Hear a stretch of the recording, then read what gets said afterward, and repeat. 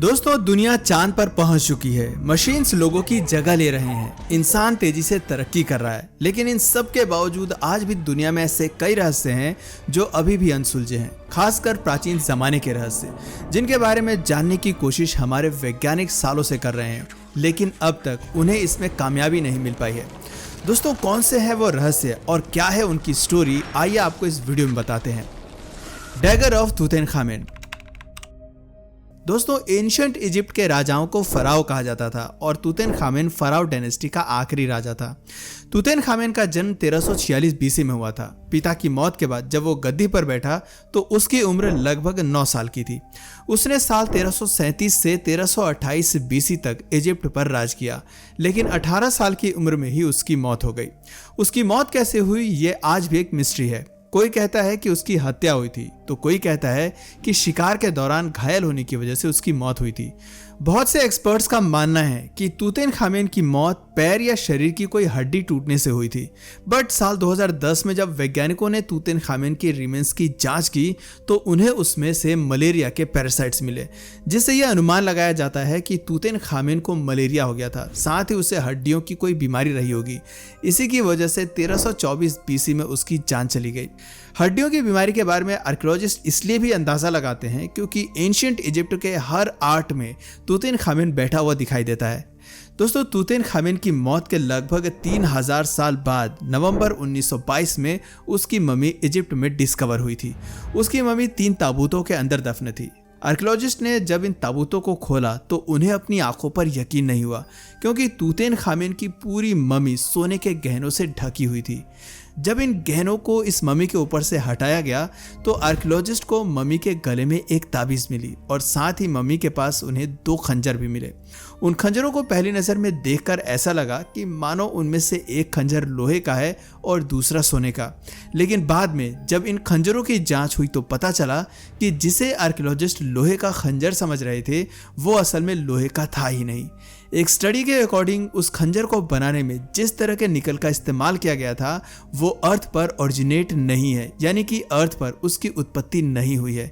इस स्टडी के सामने आने के बाद कुछ लोग ये कहने लगे कि तूतनखामेन को ये खंजर उसे दूसरी दुनिया के लोगों ने, यानी कि एलियंस ने गिफ्ट में दिया था। लेकिन वहीं कुछ आर्कियोलॉजिस्ट के अकॉर्डिंग तूतनखामेन का ये खंजर मेटेरॉइड जैसे किसी मटेरियल से बना हुआ है।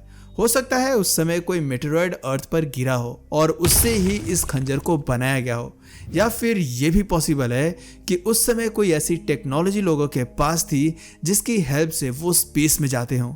लेकिन दोस्तों, इनमें से कौन सी थ्योरी सच है ये तो क्लियर नहीं है।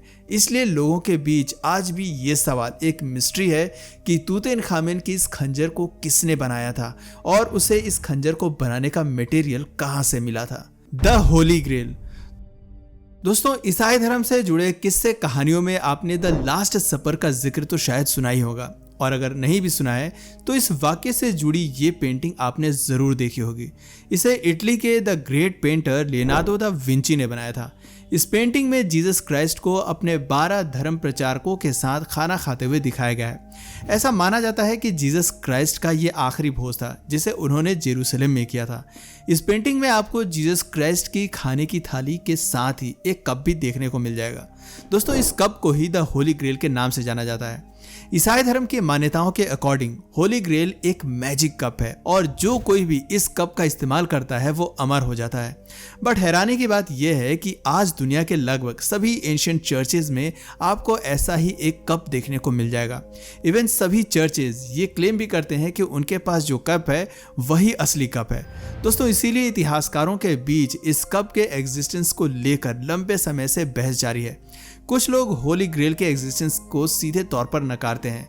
उन लोगों का कहना है कि अगर ऐसा कोई कप रियली में एग्जिस्ट करता तो हमें उसका जिक्र बाइबल में जरूर मिलता, बट बाइबल में ऐसे किसी कप को डिस्क्राइब नहीं किया गया है।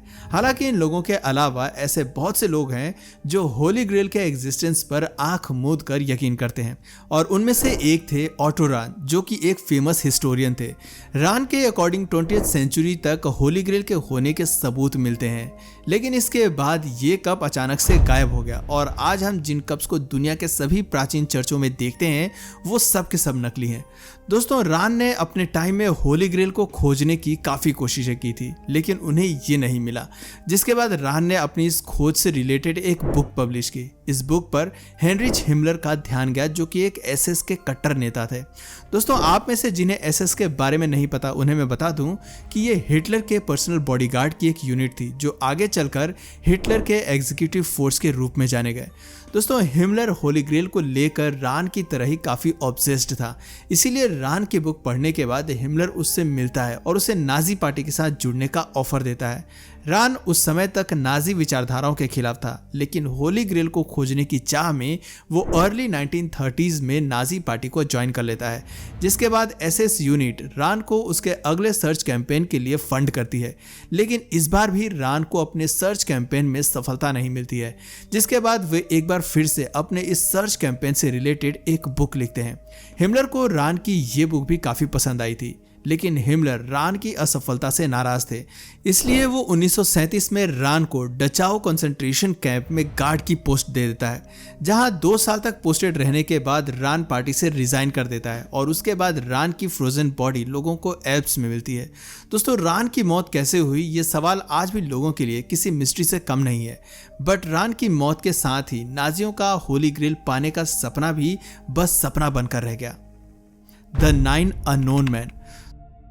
दोस्तों, इल्यूमिनाटी के बारे में तो आप सभी जानते होंगे। कॉन्स्पिरेसी थ्योरीज की माने तो इल्यूमिनाटी दुनिया का सबसे खतरनाक ऑर्गेनाइजेशन है, जिसकी स्थापना जर्मनी के शहर इंगोलस्टाड में हुई थी। वैसे लोगों की माने तो ये ऑर्गेनाइजेशन दुनिया को कंट्रोल करता है, फिर चाहे 2 देशों के बीच युद्ध हो या दुनिया की मंदी हो या फिर किसी देश में सरकार गिराने और बनाने की बात हो। इस तरह के हर काम में इस ऑर्गेनाइजेशन का हाथ होता है।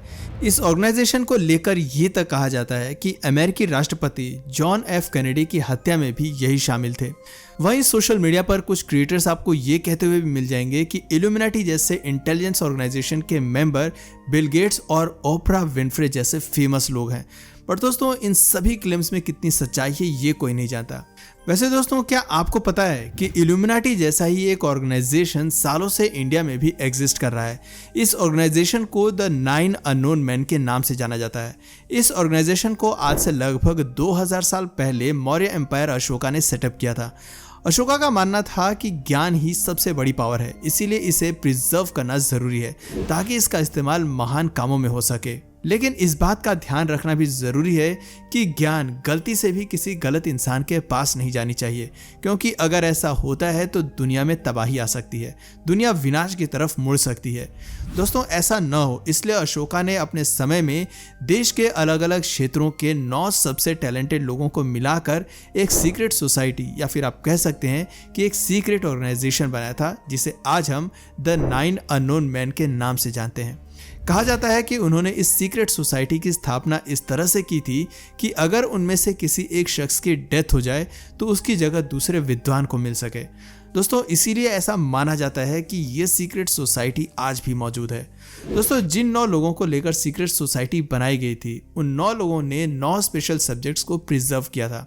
ये स्पेशल सब्जेक्ट्स थे propaganda, physiology, microbiology, alchemy, communication, gravity, cosmology, light and sociology.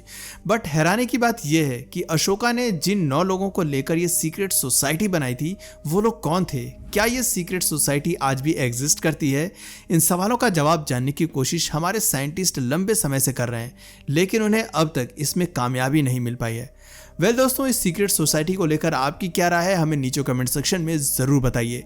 फिलहाल आज की वीडियो में बस इतना ही। अगर इस वीडियो से आपको कुछ नया जानने या सीखने को मिला या फिर इंटरेस्टिंग लगा तो प्लीज़ इस वीडियो को एक लाइक करके अपने फ्रेंड्स और फैमिली में से ज़रूर शेयर करें। और यदि आप इस चैनल पर नए हैं तो प्लीज़ इस चैनल को सब्सक्राइब करके बेल नोटिफिकेशन आइकन को ऑन कर लीजिए ताकि हमारे आने वाले वीडियोज़ आप मिस ना करें। मिलते हैं फिर किसी वीडियो में नए टॉपिक के साथ, तब तक के लिए नमस्कार।